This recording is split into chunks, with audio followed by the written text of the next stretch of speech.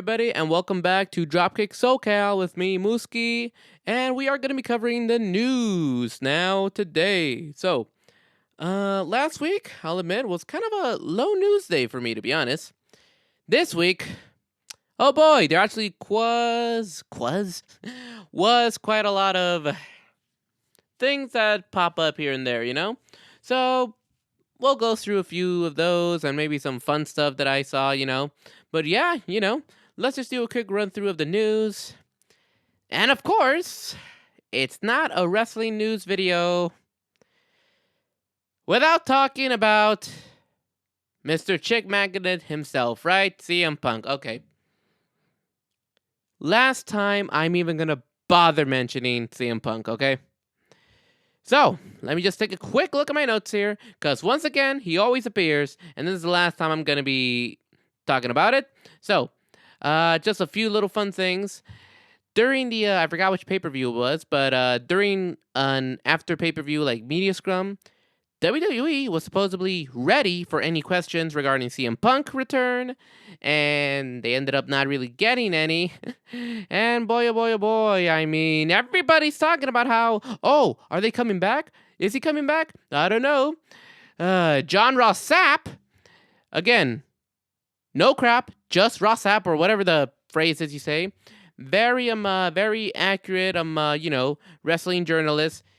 Says that it's still a hard no as, the time that I'm recording this. And then, wouldn't you know, some more news came up about Mr. Punk. Let's see here, where you at? Revealed that he's meeting with WWE members. Okay. I'm gonna be honest, guys.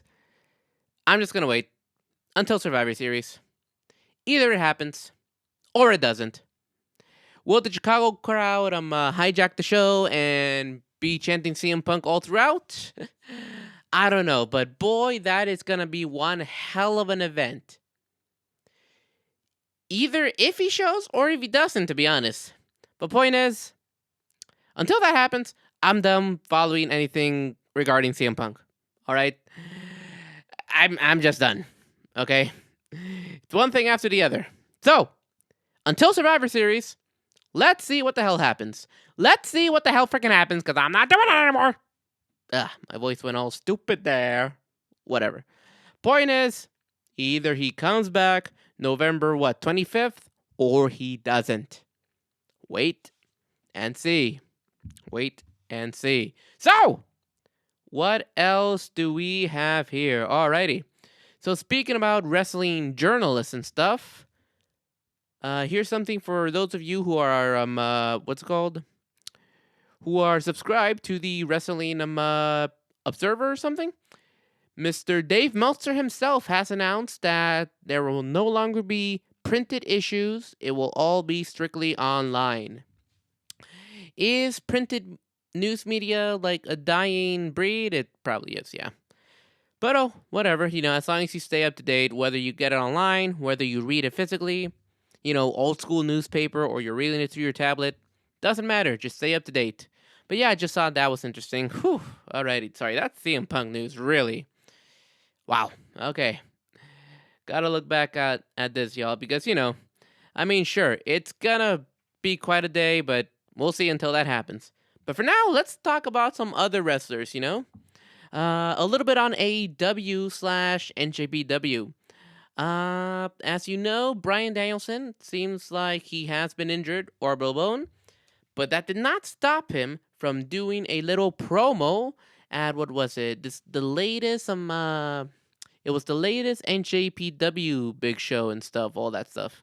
I forgot which one it was, but he appeared on screen with some kind of not an eye patch, but basically just like bandages and stuff over his eye, calling out Okada for Wrestle Kingdom. Gotta say, I'm looking forward to that.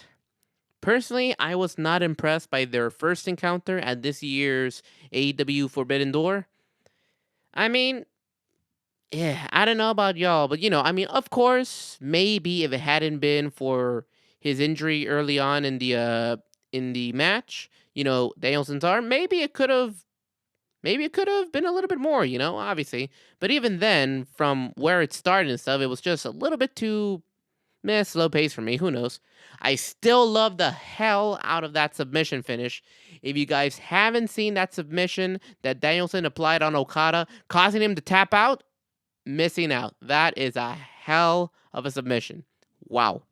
But yeah, so look forward to seeing Okada Danielson 2 Ni. That's how you say 2 in Japanese. At Wrestle Kingdom next year, 2024. Before that, though, as you all know, we are going to first go through 2 more pay-per-views.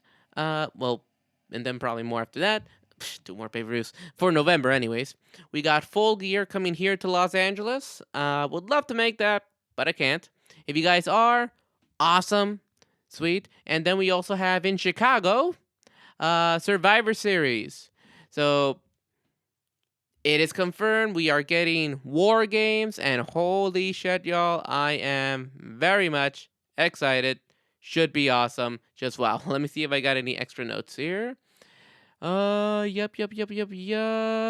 Yeah, alright, yeah, so I'm looking forward to that. War Games! Hell to the fuck, yes. And, yeah, we even have our teams now. That should be awesome. Team Cody, Team Judgment Day should be sweet. A 4-on-4 kind of action should be awesome. Pause? I don't know. But yeah, that, again, guys, I don't know. We'll wait and see, but damn it, I just gotta say, last year's Survivor Series War Games, absolute thing of beauty. Wow. Just wow. Goddamn, y'all. Okay, what do we got here? Because I really did pick up on a lot. And actually, well, speaking of AEW and all these other promotions on GPW, AEW, one thing for sure is they are going to have the Ospreay Wars. Yup, as you know, very soon, or probably by the time this goes out, Will Ospreay will be a free agent, and goddamn, even WWE is getting on him. Pause? Whatever. Because, again, they are quite highly suggesting that... they are very much like, they're saying that they want him to work for them. If you guys haven't caught it yet, even Seth Rollins and Ospreay are doing a little bit of a teasing here and there. Y'all saw those little what was it? Twitter? Yeah, something about Twitter. Ospreay with the little eyes to the side here, looking at the World Heavyweight Championship for WWE. Seth Rollins replying with the Water Swarm. Not gonna lie, that would be a pretty awesome match. Personally, I don't. Have they ever fought when Seth was in the Indies? Seth was in the Indies? I don't think so. Correct me if I'm wrong. But yeah, that would be stellar to see. But again, can't complain if Ospreay goes back to NJPW. He's a freaking legend over there. He's a pro wrestling legend regardless. Maybe he goes to AEW. Who knows? But point is, he's freaking Will Ospreay. He's going to want to go wherever the hell he wants to go. And on the other hand, another amazing wrestler that has just really freaking just made his name this year in wrestling, the Ring General Gunther. He's stuck in the U.S., sadly. So yeah, it turns out there are some visa issues going on with Gunther, and he could still work and everything. He just cannot exit the U.S. So from the looks of it, looks like he will be missing what's the one they're having in Elimination Chamber in Australia. Oh well, he still should be able to catch WrestleMania and all that stuff. And I believe, what was it? He's got to stay there for 6 months or something.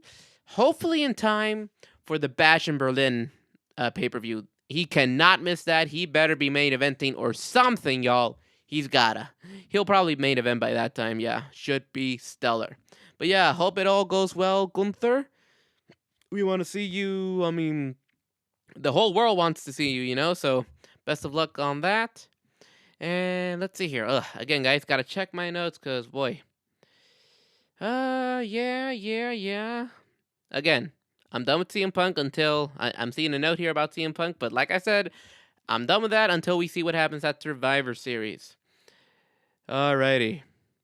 But yeah, just a few more things on some of the just on some superstars and a couple more. Oh, I thought this was pretty cool. Liv Morgan is taking acting classes, believe it or not. Sweet. Props to her. Because as you know, wrestling, let's be honest, the one thing that people care less about in wrestling is the wrestling. Sad but true. But yeah, there's also more to it there's more that goes into it, There's character and there's storytelling, And yeah, so acting, it's a big part of it. Whether you like it or not, acting is a big part of freaking selling you on a story or a character or anything, I mean, it works for some characters. You could just get away with it by just yelling and getting louder and boom! And then you're good. But you can't just always sell your character or story or anything or a feud just by doing that, It does require shit like facial expressions and tone of voice and just all these little things that go into it, I've only ever taken one acting class, so I ain't no pro. I love movies and stuff, but I ain't no pro actor. Yeah, but for real, y'all. Same as Jericho, like he took acting classes back in the day to help with his character, and look at that! He's a fucking legend, always reinventing himself. So yeah, props to Liv Morgan on doing that. Just like really trying to own the craft, which is pro wrestling. Sick. We hope to see you again soon, Liv. We miss you. Alrighty. And speaking of that, one thing that we could expect to see next year is a little change in our networkings. Well, for wrestling anyways. NXT, starting next year, October, will be moving to the CW, and I believe SmackDown will be going back to USA, if I remember correctly. Yeah, I think SmackDown's going back to the USA. Don't quote me on that. But yeah, I'm pretty sure that the NXT brand will be on the CW now. Supposedly the CW is more like accessible, so better way to put eyes on the product, Speaking of the CW, everybody seems to be happy with WWE and even AEW, right? Here and there. One promotion that the talent themselves are just not happy. Oof. It's the NWA. All thanks to Mr. The World is a Vampire. Yeah, the Smashing Pumpkin himself, Billy Corgan. Yeah, a lot of criticism ever since Billy Corgan has bought the NWA, I think, what was that, a few years ago? Yeah, from the talent and just the viewers themselves, they feel like it's not the same. I never really grew up watching the NWA or anything, but from the looks of it, no one's happy. Now, again, I'm a little iffy on this kind of story, but they had a chance to get the CW, but they failed or something. I don't know.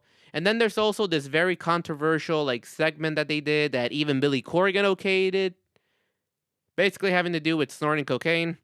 If you know, you know. But yeah, that kind of landed them in some pretty bad waters, I think that would also play into why they didn't get the CW spot, I think they were aiming for that. But win some, lose some, So I'm just curious to hear from y'all, those NWA fans. How are you liking it or hating it? Yeah, so that is interesting to hear, Billy Corgan, I mean, I dig the Smashing Pumpkins. I like that you're a wrestling fan, but from the looks of it, yeah, you suck, man.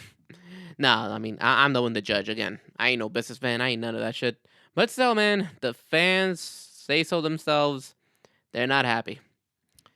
Man, I'd hate to have to end on that, but yeah, guys, that's about it for this episode of the news. Again, I'm trying to avoid some of the CM Punk stuff, but again, just some interesting talking points here and there. And again, as always, I am interested in hearing what you guys have to say. Alrighty, so until then, guys, I will see you in the next video. As always, guys, if you guys have any bit of information or news that pops up, let me know. Share it down below. Hit me up on Instagram. I'm just a stupid guy here talking. Same thing there on IG, okay? Same dumbass, alright? Alright, so, yeah. So yeah, guys, let's just keep talking wrestling, all that stuff. And until then, I will see you guys in the next episode. Peace out.